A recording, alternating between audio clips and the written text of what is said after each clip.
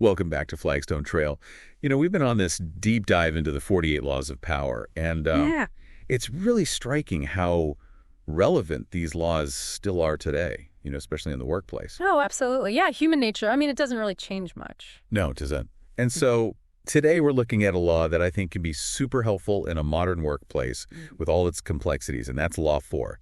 Always say less than necessary. It does sound counterintuitive at first glance, right? We're Yeah. always told to, network and put ourselves out there. Right. You have to have an opinion about everything, articulate every thought. But Robert Greene argues that saying less can actually give you more power. Yeah, especially in the workplace. Yes, especially in the workplace.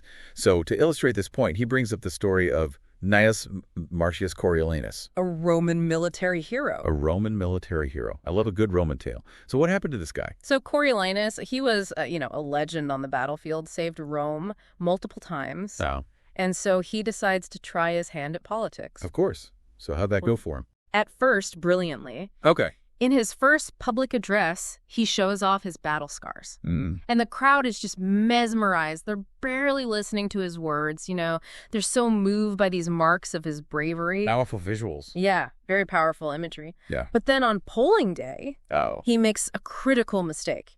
He shows up with this huge entourage, which is basically a blatant display of power. Right. And he delivers this speech just filled with bragging insults and very controversial opinions. Oh, no. Yeah, he even mocks democracy.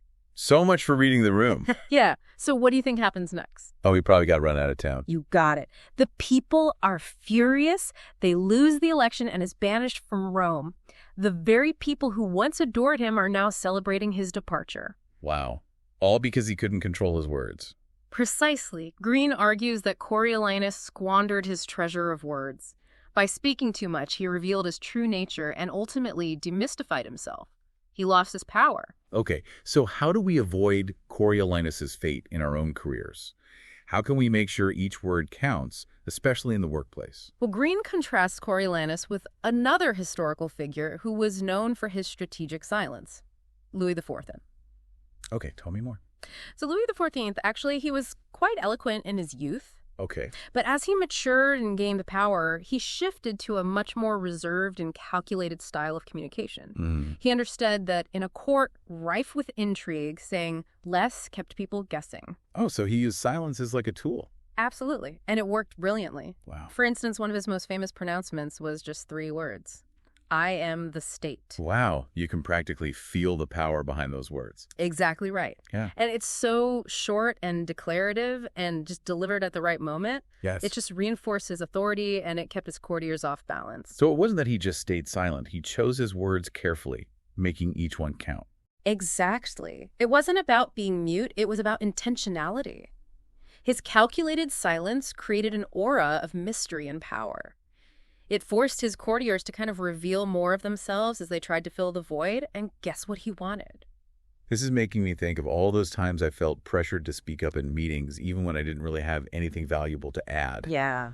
I'm starting to see how saying less could actually make me seem more confident and in control. It's a subtle shift, Yeah. but it can make a huge difference, especially in a workplace environment. Yeah. It really can. I mean, think about it. Every time you speak, you're giving away a piece of information about yourself, your thoughts, your intentions. Yeah. Saying less lets you hold on to more of those cards. Wow. It gives you an edge. I like that analogy. So how can we, the non-royals of the world, apply this less is more approach in our everyday work lives? Well, we can learn a lot from Louis XIV. First, think before you speak. What's the key message you want to convey? And how can you say it in the most impactful way? It sounds simple, but we often just forget about this, in the heat of the moment. Yeah, it's so easy to just blurt out the first thing that comes to mind, especially if you're feeling stressed or put on the spot. Exactly. And that can lead to all sorts of problems. So instead, take a moment to pause, gather your thoughts. You'll be surprised at how much more effectively you can communicate when you do. So embrace the power of the pause. Don't be afraid of a little silence. Exactly. Silence can be a powerful tool. It can make other people uncomfortable, which in turn can make them more likely to reveal their true intentions or to concede in a negotiation. This reminds me of something you mentioned earlier, verbal smoke screens. What did you mean by that? Yes. So Greene argues that sometimes talking more can actually be a deceptive tactic. It creates a distraction, a fog of words that obscures your true intentions. You might appear less cunning or less threatening, which can actually work to your advantage. Just like the saying, it's the quiet ones you have to watch out for. Precisely. By appearing less intelligent or capable, you lull people into a false sense of security. They underestimate you, which gives you the upper hand. Okay, so sometimes playing a little dumb can be a smart move. Yeah. It's a bit devious, but I can see how it could be effective in certain situations. It's all about strategy. Of course, it's not about being, manipulative or deceitful. Right. It's about being mindful of how your words are being perceived and using them to your advantage. Right. It's about controlling the narrative. So besides strategic silence and the occasional well-placed verbal smokescreen, are there any other practical tips we can take away from Louis XIV? Well, think about his famous phrase, "I shall see."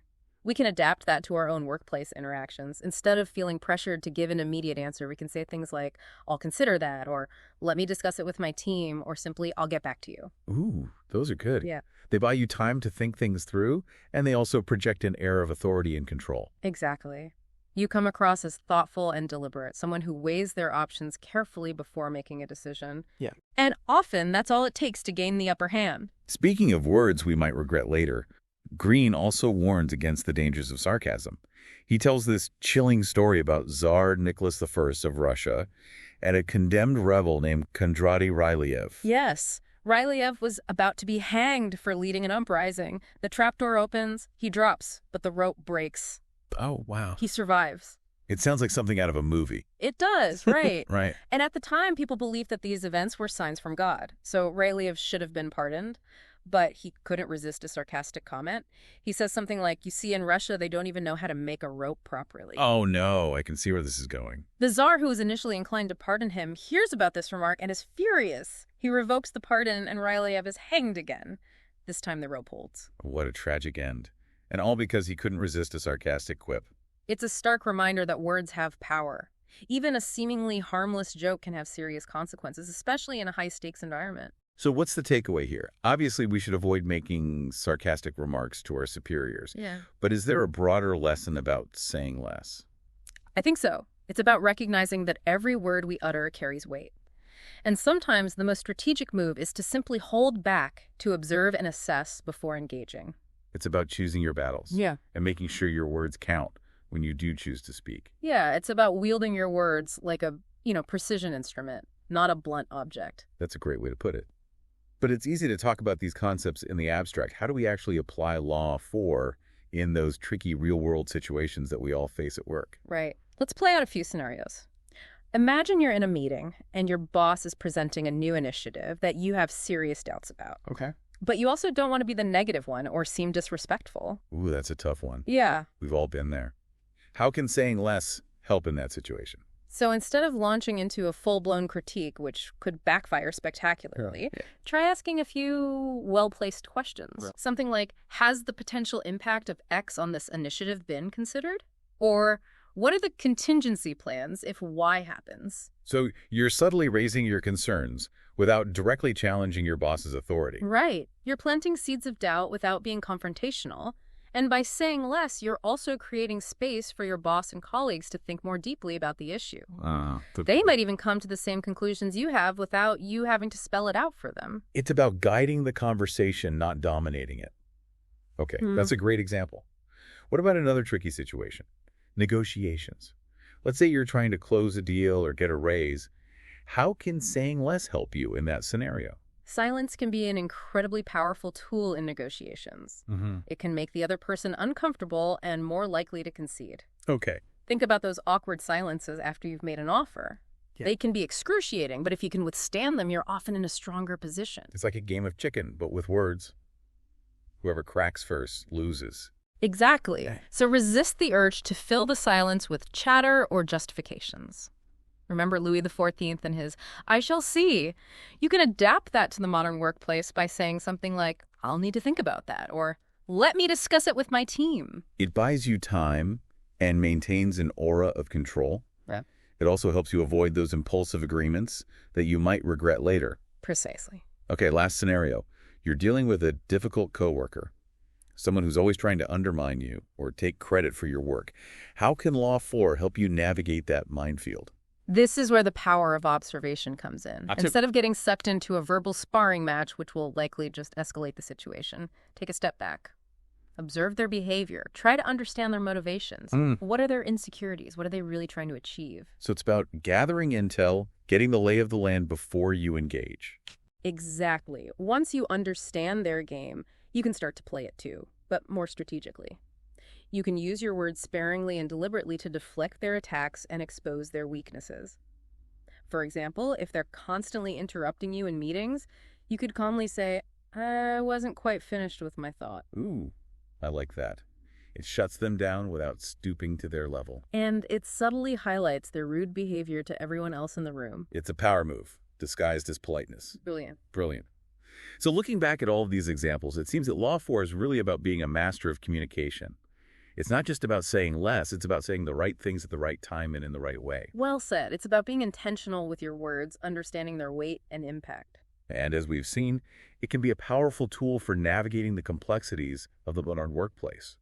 It's about building influence, commanding respect, and ultimately getting what you want without having to shout about it. It's about achieving your goals through strategy and subtlety. I love it. Well, I think we've thoroughly unpacked Law 4. Always say less than necessary. Any final thoughts before we wrap up?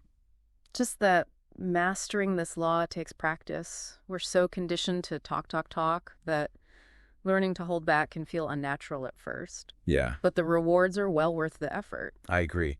It's a skill that can truly elevate your career and, honestly, your life in general. Absolutely. And that's it for today's Flagstone Trail discussion. We appreciate you listening.